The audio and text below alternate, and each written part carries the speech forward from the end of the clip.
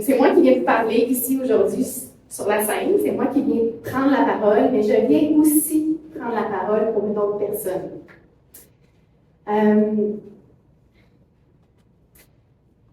Cette personne-là, c'est une personne qui a été chère à mon cœur, avec qui j'ai partagé des moments extraordinaires. Je vais vous le présenter immédiatement. Alors, Samuel. Samuel, sur cette photo-là, il y a 30 ans.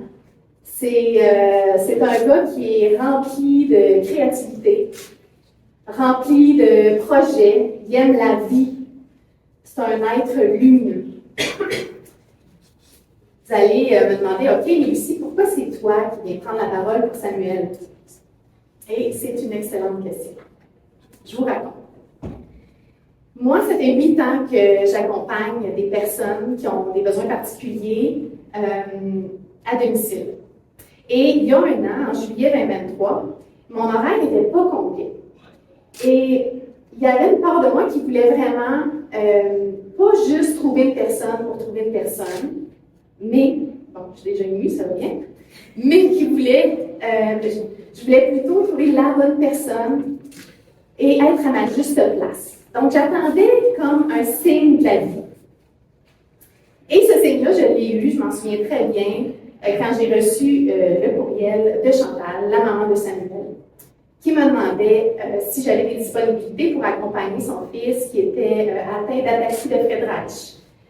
Cette maladie-là, c'est une maladie dégénérative qui laissait Samuel à ce moment-là en fauteuil roulant, avec de moins en moins de capacité pour utiliser ses bras, pour articuler. Donc, cette demande-là a piqué ma curiosité parce que c'était la première fois que je recevais une demande de ce genre-là. Donc, je ne sais pas si vous faites ça vous autres, mais moi, j'ai été voir tout de suite sur son profil Facebook pour voir, mais c'est qui ça, Samuel Camiran? Et c'est là que j'ai été surprise de constater qu'on avait 2 bonnes amies en commun, et des amis proches à moi, avec qui j'ai vécu des choses profondes, puis j'ai réalisé que Samuel avait vécu la même chose que moi avec ces personnes-là. Donc ça, déjà, pour moi, c'était vraiment une belle synchronicité. Ensuite de ça, j'ai regardé ses photos. C'est là que j'ai vu que, malgré sa condition, c'était une personne qui vivait pleinement, qui faisait des marathons, des courses à obstacles, des sauts en parachute, il faisait des voyages, des randonnées. Donc ça pique ma curiosité et j'ai vraiment envie de connaître Samuel. Donc, j'ai écrit à Chantal, on prend un rendez-vous pour se rencontrer.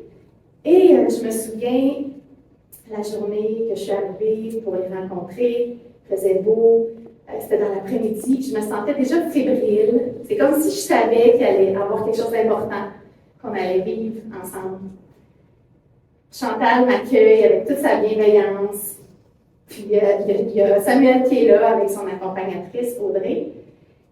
Puis cette journée-là, c'est pas Samuel qui me parle particulièrement, c'est Chantal. Chantal, elle m'explique la situation de Samuel, ses besoins, leurs attentes.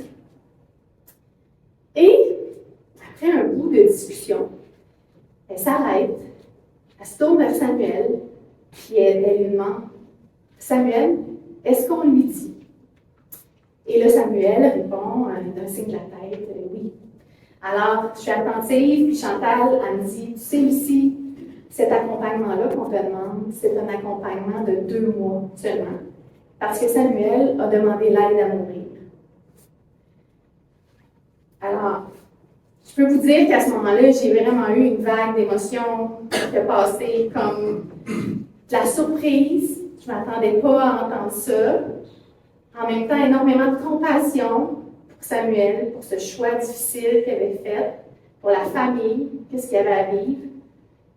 En même temps, à l'intérieur de moi, ça disait « Oh my God, c'est gros, là, qu'est-ce qu'on te demande? » C'est comme si la vie, elle disait « Lucie, toi, tu as tout ce qu'il faut pour accompagner un être humain dans un moment tellement précieux pour lui. » Puis, pour moi, ça a été un signe vraiment important.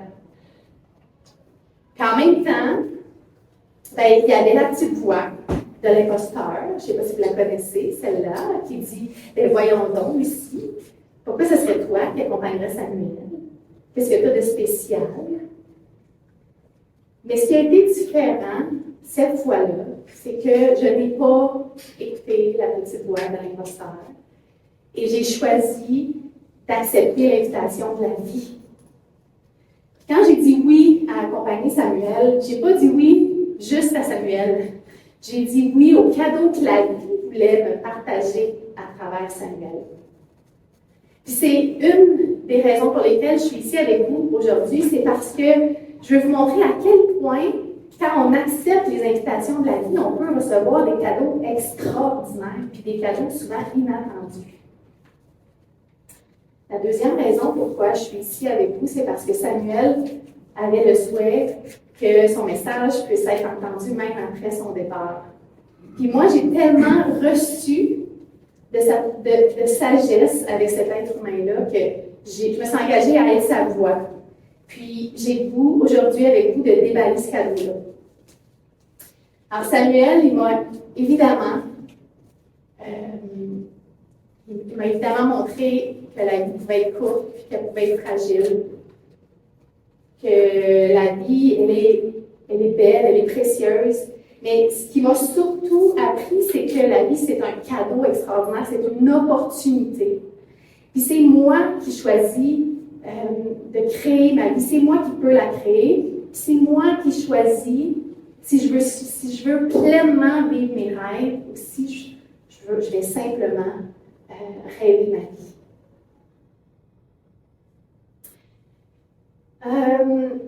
Samuel, pendant les 5 mois qu'on a été ensemble, parce que Samuel nous a offert de rester 3 mois, il nous a offert le cadeau de 3 mois supplémentaires. Il m'a montré des tonnes d'exemples de ces enseignements-là à travers lui. Je me rappelle le premier matin que j'arrivais à 8 heures le matin pour aider Samuel à sortir du lit, à s'habiller. Et je me souviens, le premier matin, je ne savais pas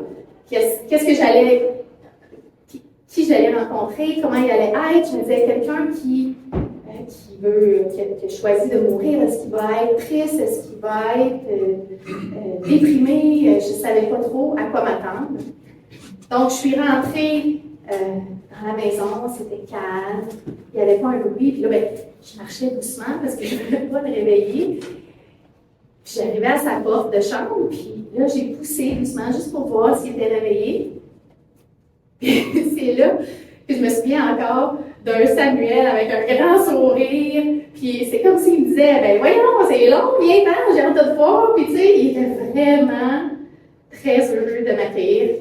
Et c'est là que tous mes questionnements, puis mes doutes, mes inquiétudes sont tombés. Je me suis approchée de son lit, je me suis assise, puis rapidement, il y a comme une bulle de présence qui s'est installée. On a parlé ensemble de choses profondes, de nos projets, de nos rêves, de nos vies. Ça a été un moment vraiment extraordinaire que j'ai vécu avec lui ce moment-là. Et c'est là qu'il m'a dit, Lucie, prends le petit boîtier qui est là, puis ouvre-le. Alors, ce que je fais, puis je vois qu'il y a des cartes, alors je prends une petite carte. Puis, je lis dessus et c'est écrit « Souris, la vie est belle ». Et de l'autre côté, c'est écrit « Les câlins ne sont pas seulement délicieux, ils sont nécessaires ». Alors, c'est là que j'ai découvert les cartes du bonheur de Samuel. Samuel, c'était un gars de solution. Samuel, c'était un gars, quand il y avait un problème, il trouvait, c'était une opportunité, puis il voyait les possibilités. Et Samuel, tout au long de sa vie, il a perdu des capacités, puis il a usé de créativité pour trouver des choses, des façons de pallier à ces manques-là. Quand il a commencé à avoir plus de difficultés à articuler, puis à rentrer en contact avec les gens, ce qui était très important pour lui, il a développé les cartes du bonheur. Comme ça, quand les gens venaient l'aider, ils pouvaient encore contribuer à leur bonheur, puis ils pouvaient les remercier. Alors ça a été ma première rencontre avec Samuel. moi et Samuel, on partageait une passion qui était la passion de l'eau. Ça n'a pas rapport à la photo, c'est juste que je voulais vous montrer. Je voulais vous montrer une belle photo de lui et moi. Donc, Samuel et moi, on partageait la passion de l'eau et on allait souvent à la piscine ensemble. Samuel ne pouvait plus nager, mais je l'amenais profiter là, de la pesanteur, il adorait ça. Et une fois, on était dans le vestiaire et il y a un de ses amis du secondaire qui est arrivé avec son petit bébé. Puis cette personne-là, ben, il savait que Samuel avait demandé l'aide de mourir. Donc, ils en ont parlé ensemble. Et quand ils ont eu terminé leur conversation, Samuel est venu vers moi. Puis je le voyais qu'il était triste, puis il avait la larme à l'œil. Puis il m'a dit, Lucie, tu sais, moi, j'aurais vraiment aimé ça avoir des enfants. Et je suis touchée en lui disant, et j'étais touchée à ce moment-là aussi, quand il me l'a dit. J'aurais aimé ça avoir une famille. Puis Samuel, ben, tu sais, il m'a partagé comment sa vie, ça a été une succession de deuil. J'ai dû accepter de ne plus utiliser mes jambes. Après, j'ai dû accepter que je n'allais pas pouvoir travailler, que je n'allais pas avoir des enfants, que j'allais perdre mes capacités. Puis là, ben, je fais le deuil de ma vie. C'est là que j'ai compris quelque chose de vraiment important. Comment c'est important de faire mon deuil. À quel point c'est important de faire mon deuil pour être capable d'avancer. Samuel, son expérience de vie, ça a été une pratique de deuil continuelle. Sa vie, ça n'a pas été un long fleuve tranquille. Ça n'a pas été facile non plus de faire ses deuils. Mais Samuel, je pense que ce qu'il avait compris, c'est qu'il ne fallait pas qu'il nage à contre-courant. Je pense qu'il avait compris que s'il se tournait et qu'il allait dans le courant de la vie, ben, il voyait toutes les possibilités et toutes les belles choses qu'il y avait encore dans sa vie. Et je pense que c'est ça qui a permis d'avancer vers sa mort avec autant de paix, de sérénité, c'est qu'il avait arrêté de résister. C'est pas parce que Samuel, il fuyait sa vie. Samuel, il adorait la vie. Mais Samuel, il a accepté de laisser sa vie de côté parce qu'il savait qu'en se tournant, il y avait encore la possibilité d'une plus grande version de lui. Et ça, c'est la première leçon que je retiens de Samuel. C'est à quel point c'est important d'accepter, de faire nos deuils si on veut avancer dans la vie. Parce que sinon, on reste accroché et on ne peut pas voir le beau qu'il y a encore dans notre vie. Comme je vous disais, dans les 5 mois qu'on a vécu ensemble, j'ai jamais été aussi active de toute ma vie. Samuel, il avait toujours des idées. Il voulait toujours faire des choses. C'était un gars vraiment vivant. Et comme je vous disais, quand j'arrivais le matin, je poussais la porte doucement de sa chambre. On avait un petit rituel. Bon, j'arrivais, puis je m'assoyais à côté de lui dans son lit. On se disait bonjour. On se faisait un long câlin. Puis là, tout à coup, la face illuminée de Samuel qui disait « Oh, Lucie, aujourd'hui, on préfère telle chose ou on préfère telle autre chose. » Et Samuel, il était connecté à sa présence. Il était connecté à son cœur. Lui, là, il ne s'arrêtait pas à sa condition extérieure. Il était connecté à son cœur et il voyait des possibilités. Fait que, Samuel, ça, c'est la deuxième leçon que j'ai appris, c'est si je veux vivre mes rêves, je dois me connecter à mon cœur. C'est lui qui sait le chemin, puis je dois surtout le mettre en action. Et arrêter de penser, d'y aller avec mon rationnel. C'est le courant de vie qui m'habite que je veux suivre pour vivre mes rêves. Il y a un autre matin qui a été super important avec Samuel, au mois fin octobre à peu près, où je suis rentrée encore dans sa chambre. En regardant s'il était réveillé. Je suis arrivée, je me suis assise à côté de son lit, mais là, il n'a pas pris le temps de me faire un câlin, là. Tout de suite, il m'a regardé et il a dit, Lucie, aujourd'hui, j'ai pris une décision. OK. Il dit, aujourd'hui, j'ai décidé que les journées qui me restent à vivre, je vais choisir qu'elles soient la plus magnifique journée de ma vie. Je veux qu'à chaque jour que je vais vivre jusqu'à maintenant, jusqu'à la fin, que ça soit la plus magnifique journée de ma vie. Choisir de mourir pour Samuel, ça a été tout un processus, mais ça a été aussi tout un processus pour sa famille puis son entourage. Puis tout le monde vivait des choses là-dedans. Puis Samuel, ben, il était dans cette tempête-là, dans ce brouhaha-là, puis il essayait de naviguer là-dedans. Mais c'était pas toujours facile. Mais ce matin-là, il a dit là, c'est moi qui choisis ma vibe. C'est moi qui choisis mon état intérieur. Et il m'a dit là, à partir de maintenant, chaque jour, je vais être positif.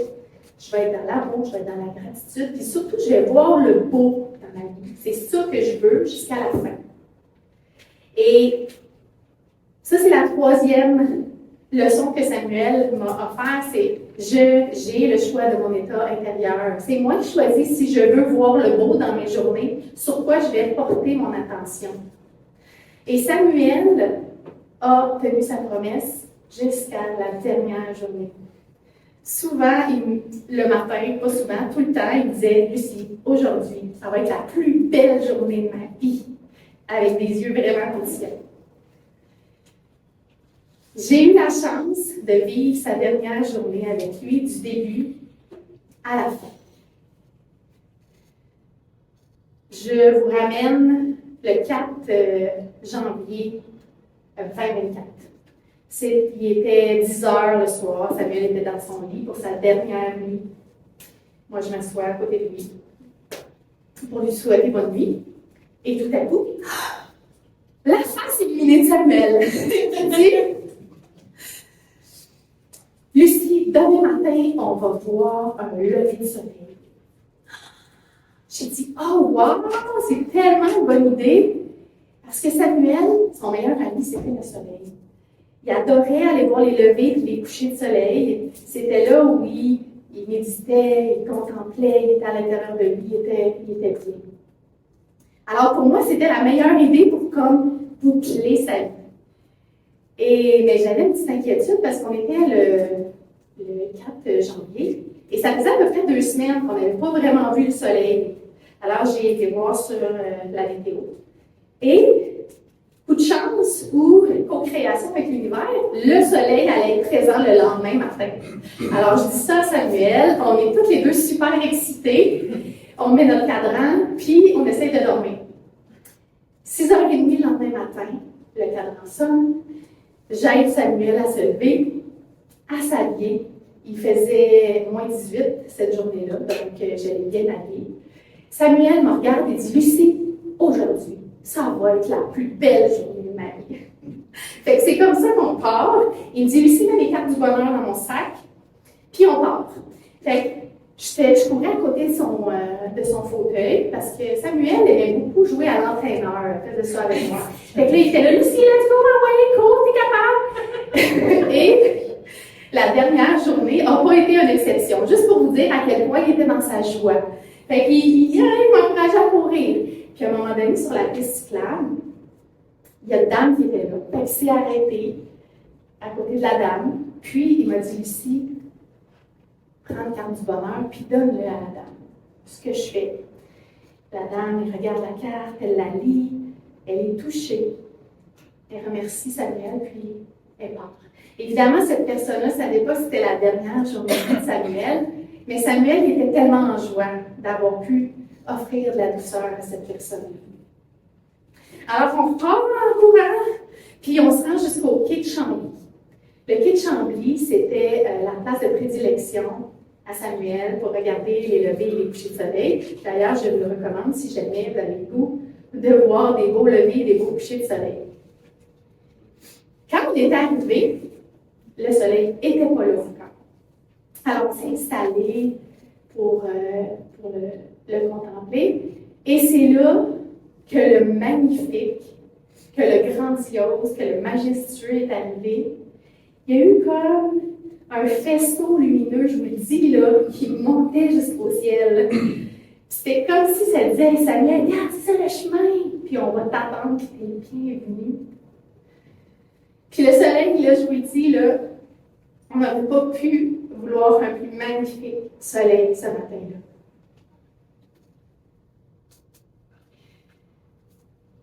On a été là pendant à peu près 1 heure. On a regardé le soleil. On s'est parlé. On s'est fait des câlins.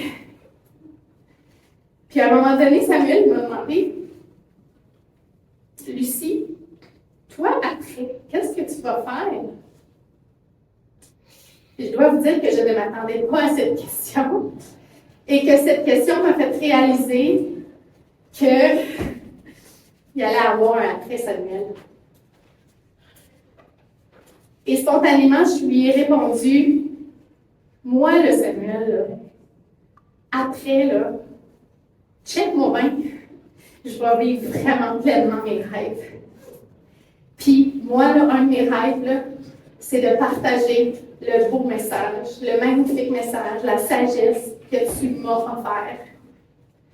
Alors, c'est pour ça que je suis ici avec vous aujourd'hui, pour honorer cette promesse-là que je lui ai faite cette journée-là, que je lui ai faite à lui, que je me suis faite à moi.